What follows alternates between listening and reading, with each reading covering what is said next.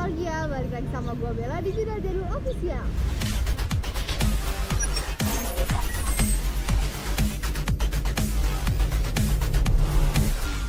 Nah, kali ini gue bakal ngejelasin tentang congklak sama bekel.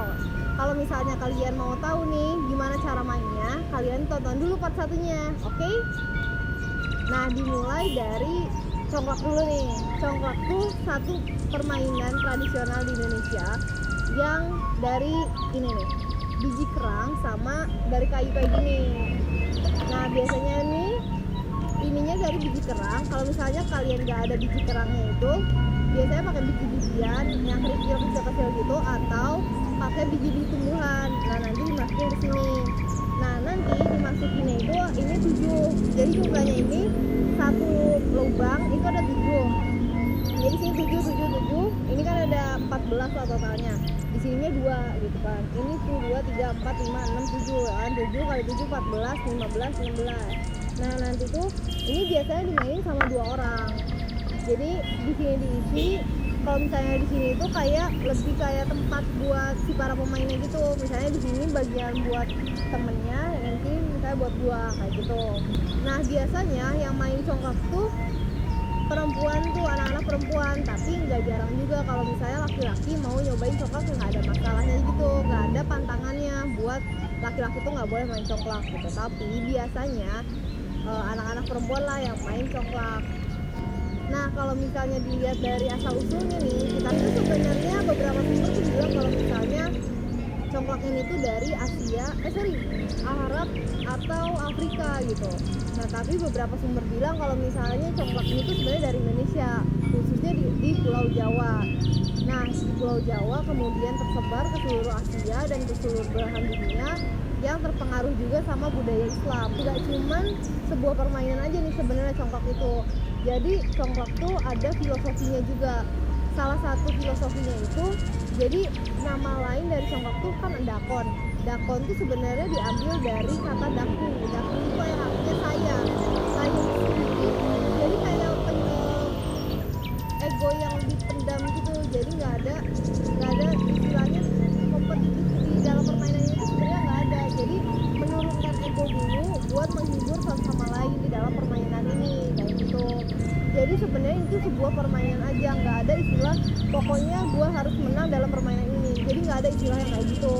Di sini tuh cuman buat mengisi kekosongan waktu aja. Di Indonesia sendiri ada banyak istilah buat congklak ini. Misalnya aja di Jawa itu ada namanya dakon, congklak, atau dakon atau dakonan.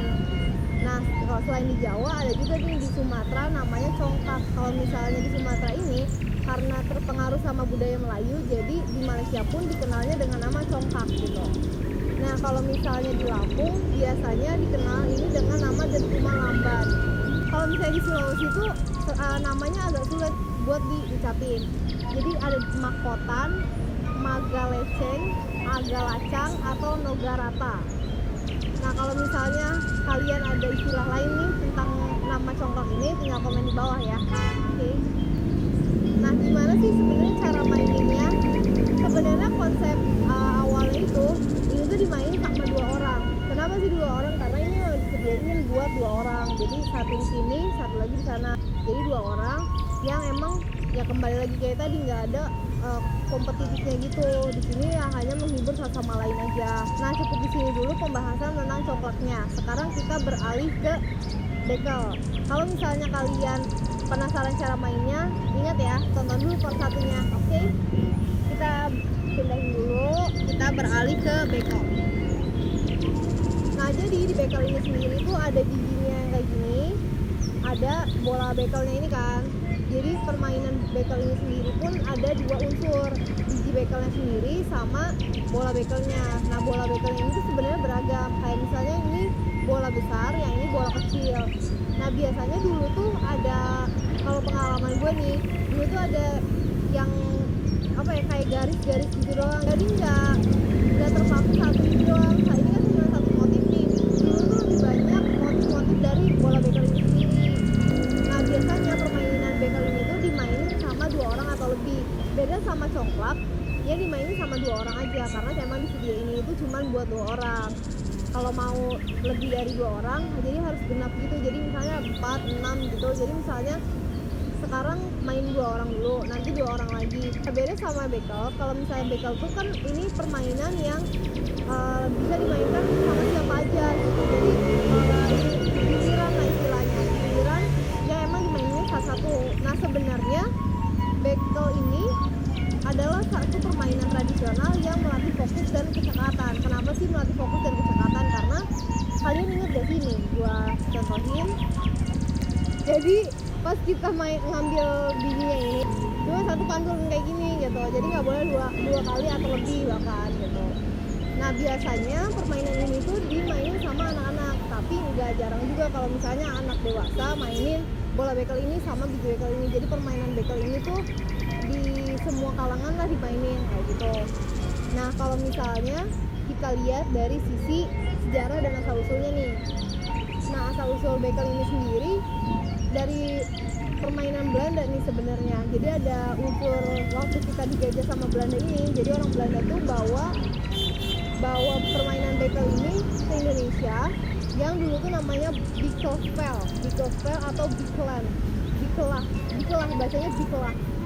Nah dari situ tuh artinya itu permainan yang rumit. Kenapa permainan yang rumit? Karena ya memang kalau misalnya nggak fokus, permainan ini tuh emang agak susah gitu.